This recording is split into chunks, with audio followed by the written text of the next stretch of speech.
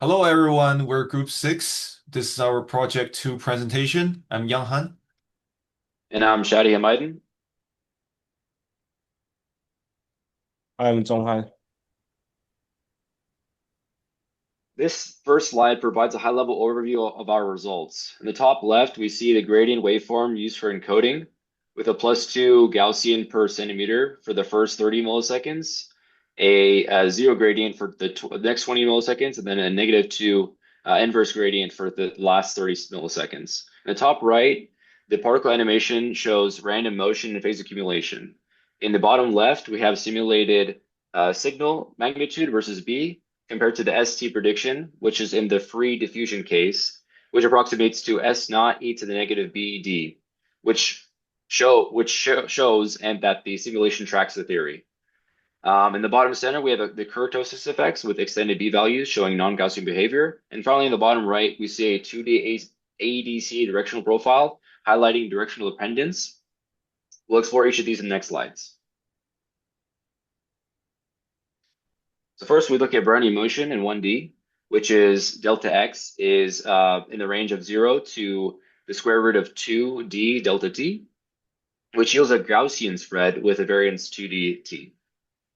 The ensemble MR signal follows S, which is approximately equal to S naught e to the negative BT as explored before, where B depends on the gradient amplitude and timing.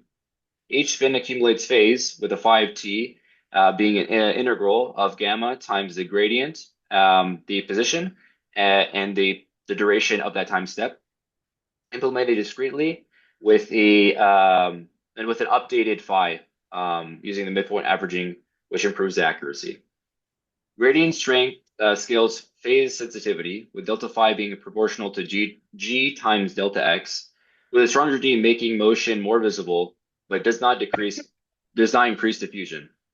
A bipolar pair cancels static position phase while preserving motion-induced phase. DWI measures the scalar ADC per direction, while DTI uses multiple directions to recover diffusion tensor and its principal direction. In the constant diffusion simulation, each particle is updated using Brownian motion.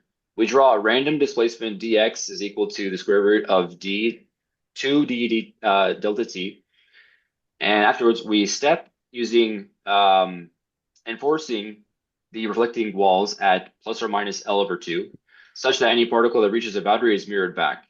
And this keeps all the motion confined inside the domain that we just specified. Phase is accumulated using the midpoint formula, as discussed earlier, keeping in track of the previous and new displacements, so that the model accurately captures how spins experience the gradient while moving. The animation shows how these rules play out. Particles drift randomly and gradually spread out while bouncing off the boundaries. During the first positive G lobe, particles further from the center accumulate phase more quickly. During the zero gradient period phase, that stays roughly flat. And during the negative G lobe, these slopes are reversed, producing partial rephrasing.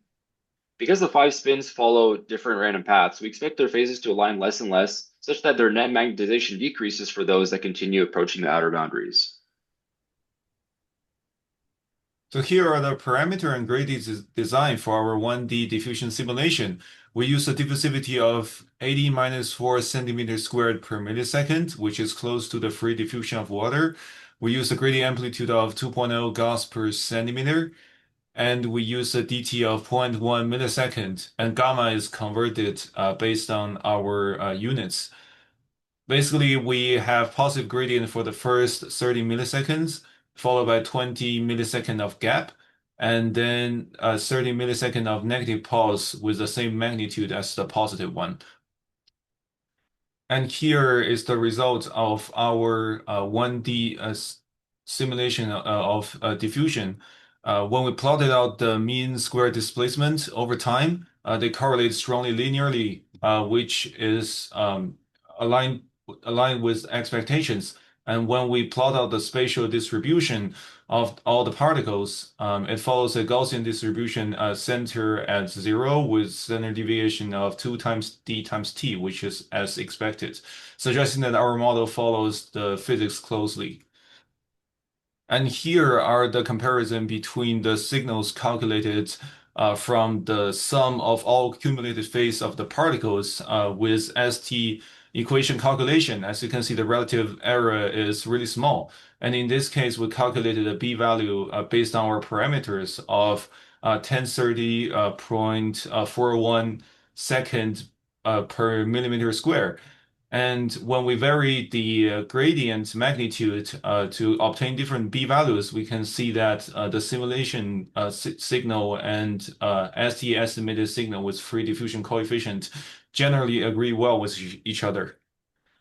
And when we go to the 1D restricted diffusion case, meaning that we set up walls to restrict diffusions, to confine the diffusion of molecules to plus and minus 20 micrometer, we saw a sharp increase in the relative error in the signals calculated by both methods.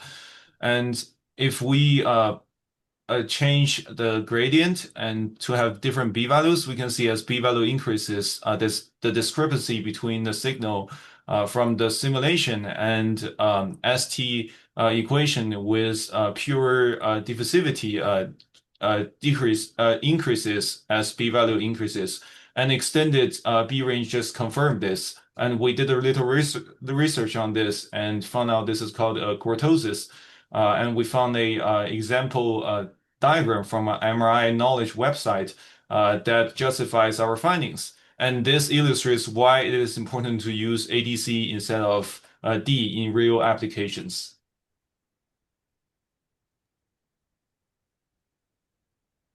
If you can hit the video. All parameters match the constant case, except diffusivity varies by spatial bin. We partition the domain at fractions of L, defined by the variable edges, and assign each diffusivity at each bin by the array D bins, making the center bin most diffusive. At each step, we find the bin index using the digitize method, set D sub I by extracting the corresponding diffusivity coefficient for that bin, compute the step sigma, then update X and phi as before. The partition lines and animations show where the diffusivity changes. Particles in the high diffusivity center take larger steps, and their phi of t diverges faster. Compared to constant diffusivity, constant mobility yields uniform spreading and clustered phi histories, whereas gradient diffusivity yields heterogeneous spreading and faster phase divergence in high diffusivity regions. With larger ensemble, this divergence produces stronger ensemble attenuation and thus lowers the signal. Then we moved on the simulated 2D Brown motion to validate the statistical tenor equation. To achieve this, we use the Monte Carlo random walk methodology. The process is two steps. First, for initialize, we place n spin over the particle starting at the original site, 0.0. Second is the motion step. At every time step dt, this is particle move based on the Gaussian random increment. Next. And look at the graph on the left. Here we plot the apparent diffusion coefficient, the APP, against the gradient direction theta. The blue line represents our simulation, and the original dashed line represents the theoretical prediction. As you can see, the two lines overlap almost perfectly.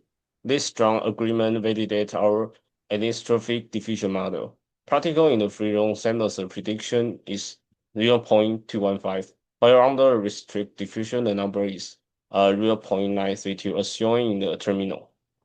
Thanks. Next. And on the left, our setup model anistrophic diffusion where the x-axis is faster than the y-axis. On the right, the plots compared to Monte Carlo simulation, the blue dots, against the theoretical prediction, the dashed line. As you can see, the result align perfectly. This validates our model accuracy capture the physics of anistrophy. Next.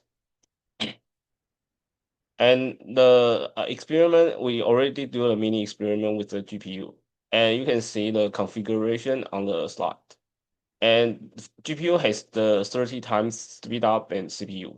This efficiency comes from GPU's massive number of the core, allowing the parallel processing of the independent particles. along with its superior memory bandwidth. Next. And finally is for the conclusion. And first, the Monte Carlo diffusion simulation captured Brownian motion perfect well. And the second is for signal calculation. P-value matter more than when diffusion occur in the more confined space. And third, the rotation of the gradient capture the anisotropy of the particular space act well.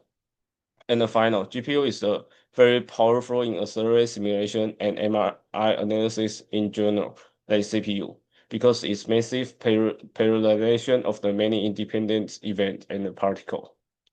And thanks for the listening. And here's our reference. Yeah. Thank you.